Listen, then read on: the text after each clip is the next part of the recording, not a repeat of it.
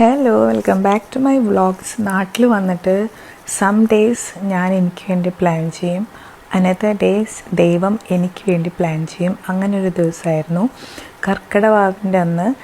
അച്ഛനെയും അമ്മായിക്കും പിന്നെ ചാച്ചനും അമ്മാമ്മയ്ക്കും ഒക്കെ വേണ്ടിയിട്ട് ബലിയിട്ടതിന് ശേഷം ജയമാമനും സിമി ചേച്ചിയും കൂടിയിട്ട് ഞങ്ങൾ ഒല്ലൂരുള്ള സാമിയുടെ ശ്രീഭവൻ ഷോപ്പിൽ മസാല ദോശയും വടയും കഴിക്കാനായിട്ട് പോയി. എത്ര പേർക്ക് അറിയുമെന്ന് എനിക്കറിയില്ല. തൃശ്ശൂരിലെ ഫേമസ് ആണ് സാമിയുടെ കട. ഇവിടുത്തെ ദോശയ്ക്ക് സ്പെഷ്യാലിറ്റി ഉണ്ട്. കല്ലിൽ ഉണ്ടാക്കുന്ന ദോശയാണ്. ദോശ മാത്രമല്ല ഇവരുടെ സ്പെഷ്യാലിറ്റി, ഇവിടുത്തെ ചായയും കാപ്പിയും സ്പെഷ്യൽ തന്നെയാണ്.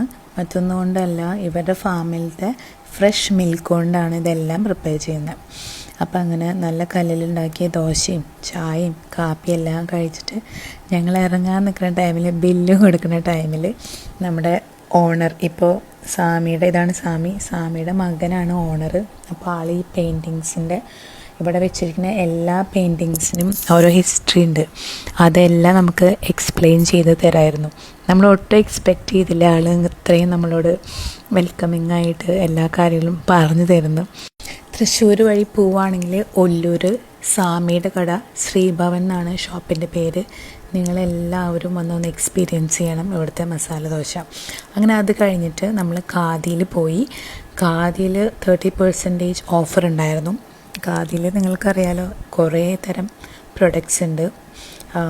നമ്മൾ ഒരു ചുരിദാറിൻ്റെ മെറ്റീരിയൽസ് വാങ്ങി, അതുപോലെ സാരി വാങ്ങി, പിന്നെ നല്ല എഫോർട്ടബിൾ പ്രൈസിൽ നല്ല ഹാൻഡ് ബാഗ്സ് ഉണ്ടായിരുന്നു, അതും മേടിച്ചു. അങ്ങനെ ഷോപ്പിങ്ങൊക്കെ കഴിഞ്ഞ് ഈവനിങ് വീട്ടിലെത്തിയപ്പം ഞാൻ ദുബായിക്ക് തിരിച്ചു പോകുമ്പോൾ കൊണ്ടുപോകാൻ വേണ്ടിയിട്ട് കുറച്ച് ഇയറിംഗ് കളക്ഷൻസ് അടുത്തുള്ള ഷോപ്പിൽ നിന്ന് മേടിച്ചു. അപ്പോൾ ഇത്രയൊക്കെ ഉണ്ടായിരുന്നുള്ളൂ. അപ്പോൾ നെക്സ്റ്റ് വ്ളോഗായിട്ട് വീണ്ടും വരാം. Till then bye bye.